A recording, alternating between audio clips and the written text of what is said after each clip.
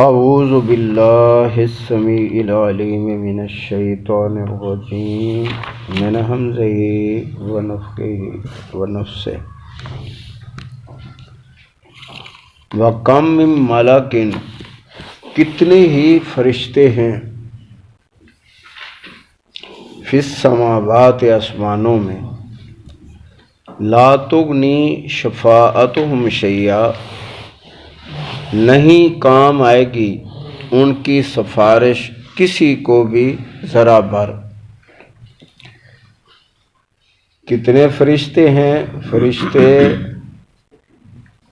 تو بے شمار ہیں، اللہ ہی جانتا ہے ان کی گنتی کو۔ تو بہرحال وہ بھی سفارش کرتے ہیں۔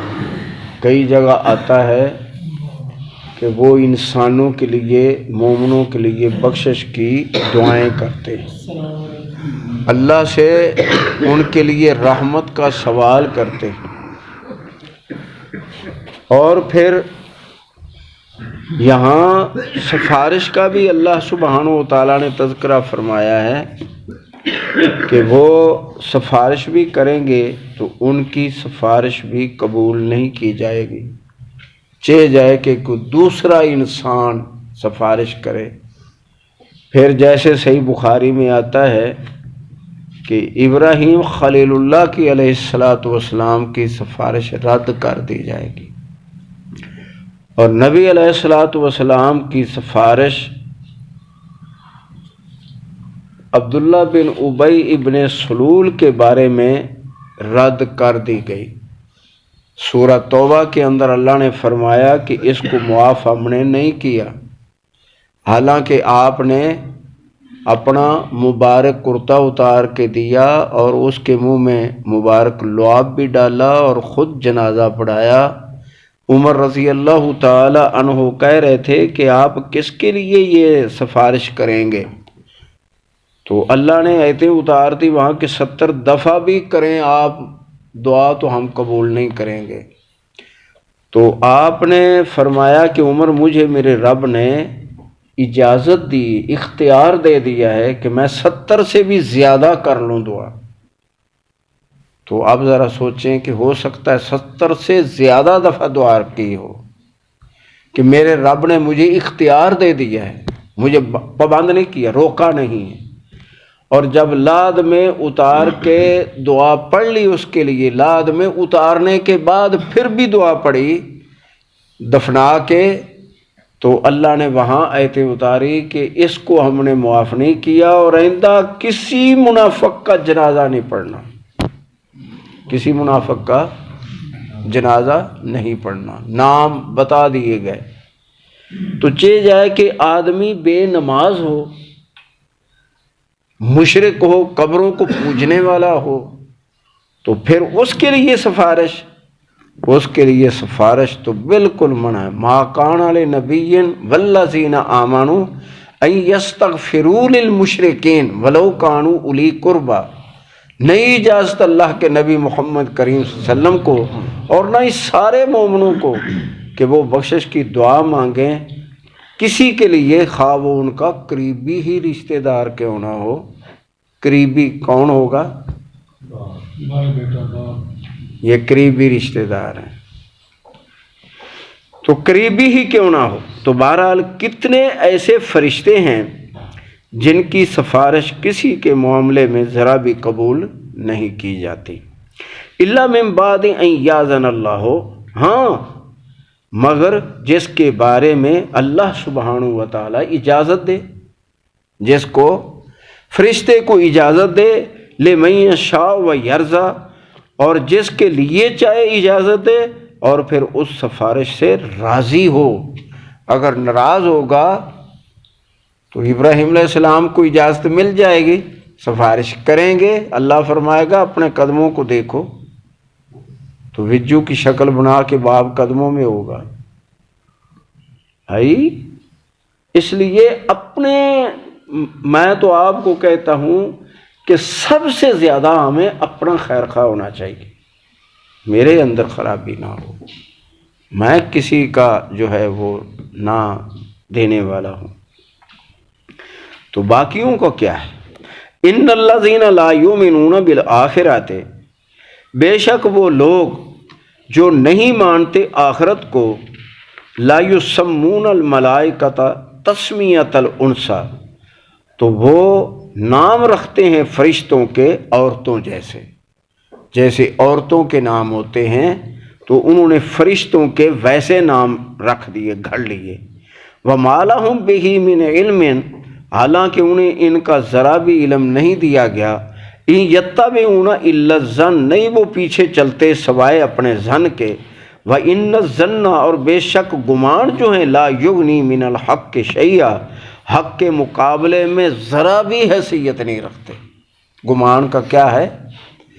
حق کے مقابلے میں ذرا بھی ان کی حیثیت ویلیو نہیں ہے کہ ان کو قبول کیا جائے۔ ظن کچھ بھی نہیں ہے، گمان کچھ بھی نہیں ہے، بلکہ فرمایا ان بعض الظن اسم، بعض ظن گناہ ہے، گمان کرنا ہی گناہ ہے، گناہ گار لوگ ہو جاتے ہیں گمان باندھ کر، تو بچنا ہے۔ فَعَارِضْ عَمَّنْ تَوَلَّى، اے پیارے نبی صلی اللہ علیہ وآلہ وسلم ان سے اعراض کر لیں۔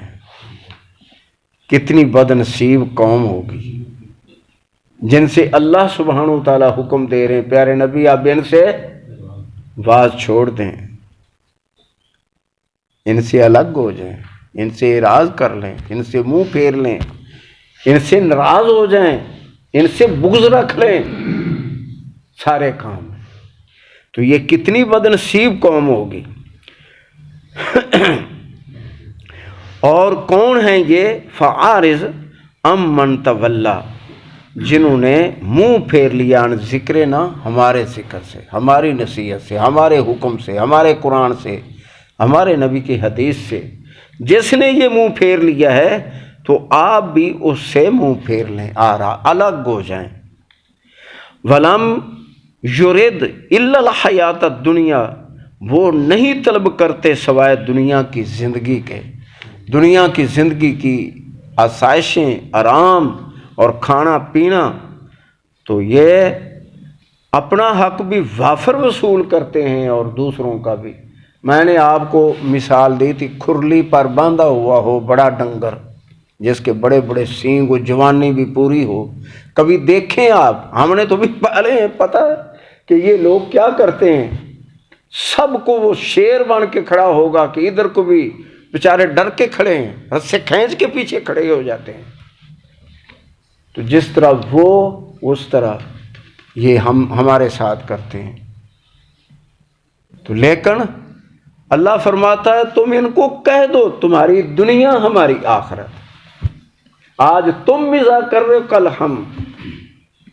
اور اللہ کے نبی صلی اللہ علیہ وسلم نے انہیں فرمایا ہم نے اپنے رب کا وعدہ سچا پایا، کیا تم نے بھی؟ حل وجدتم، پا لیا تم نے؟ بہرحال ان کی دنیا اور ہماری انشاءاللہ اللہ ہمیں ان میں سے کرے آخرت۔ اور کیسا معاملہ ہے؟ اللہ کے نبی فرماتے ہیں الدنیا سجن المومن، قید خانہ ہے مومنوں کا۔ بھی قید خانے میں اللہ نہ لے جائے لیکن ایک دن پیسے چلے جائیں، جا کے دیکھیں ان کے کھانے کو دیکھیں۔ وہ ساڈے پنجابی چ کہندے ہوندے سے ٹوبیاں سروں لا کے ٹوبیاں میں مار کھلا، دانا دال دا ہاتھ نہ آیا جی۔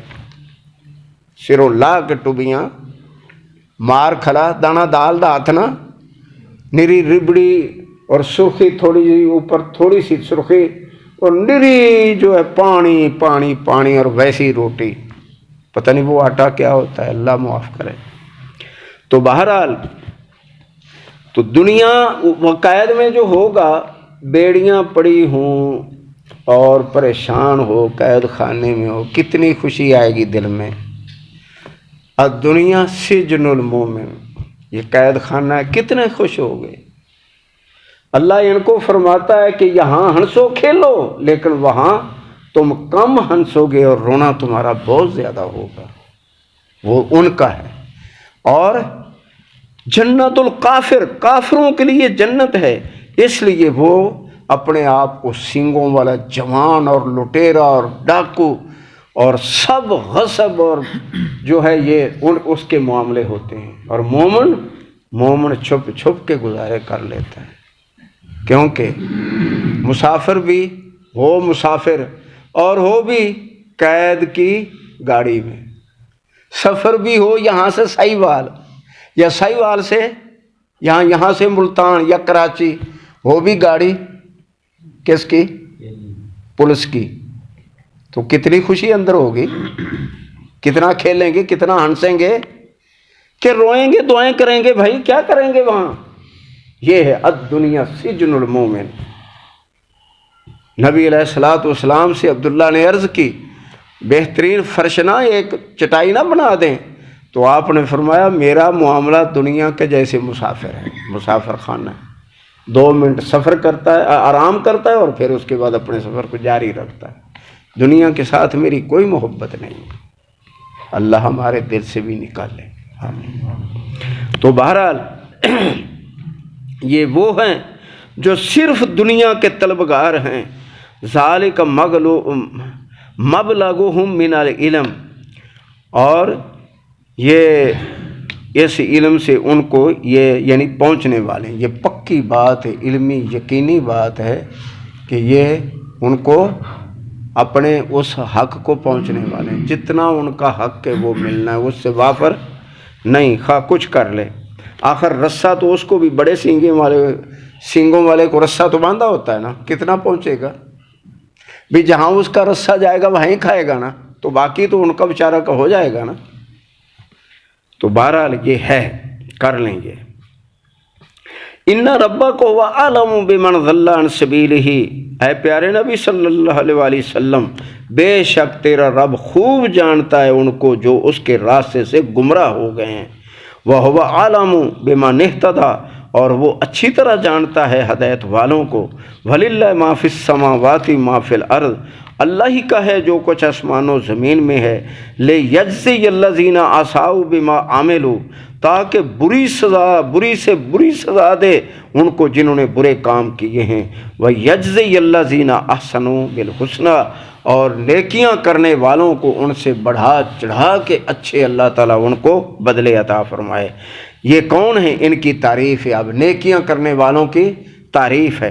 الذین یجتنبون کبائر الاسم، یہ وہ لوگ ہیں جو کبیرہ گناہوں سے توبہ کرتے ہیں۔ کبیرہ کی کیا تعریف ہے؟ شرک، کفر، نفاق کبیرہ گناہ ہے۔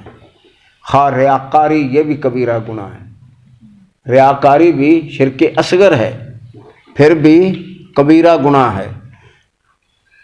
محدثین نے یہ بات واضح کی ہے کہ ہو سکتا ہے اس کو ہمیشہ کے لیے اللہ چھوڑ دے جہنم میں، ریاکار کو، اس لیے ریاکاری سے توبہ کرنی ہے۔ تو وہ بچتے ہیں کبیرہ گناہوں سے، والفواحش، اور بے حیائی سے۔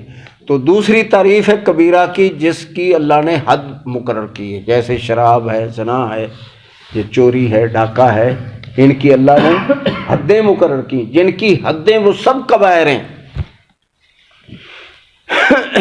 اور بے حیائی کے کاموں سے، الا اللمم، یہ الا اللمم، لمم کیا ہے؟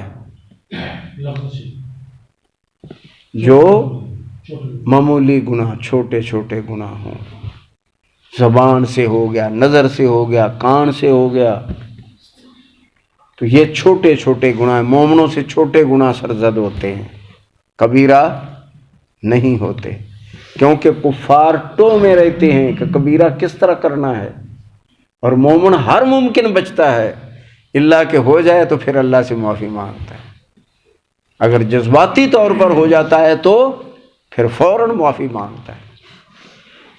یہ ہے اس کی۔ ان ربا کا واسع المغفرہ، پیارے نبی آپ کا رب جو ہے وہ وسعت والی بخشش رکھتا ہے۔ یعنی بخشش کیا ہے کہ اس کی کیا میں مثال دوں؟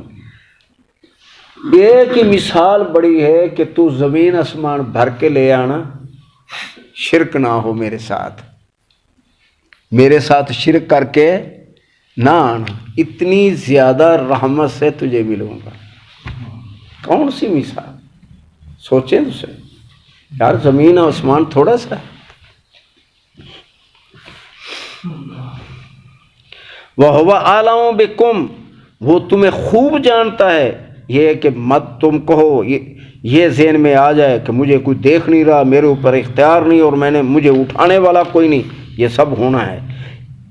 اذ انشأکم من الارض، اس وقت کو یاد کرو جب اس نے تمہیں زمین سے پیدا کیا. کس سے؟ زمین سے. اس اپنے وقت کو یاد کرو.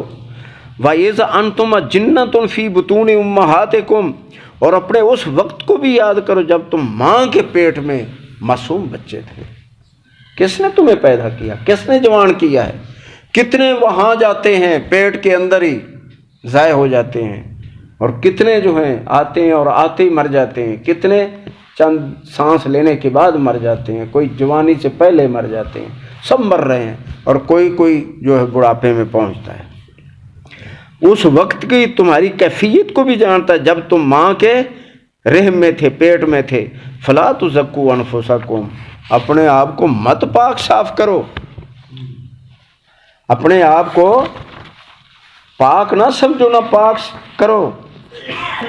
وہ عالم بمن اتقی، وہ خوب جانتا ہے جو متقی ہے، وہ اچھی طرح جانتا ہے جو متقی ہیں اس کے بندے، وہ خوب جانتا ہے.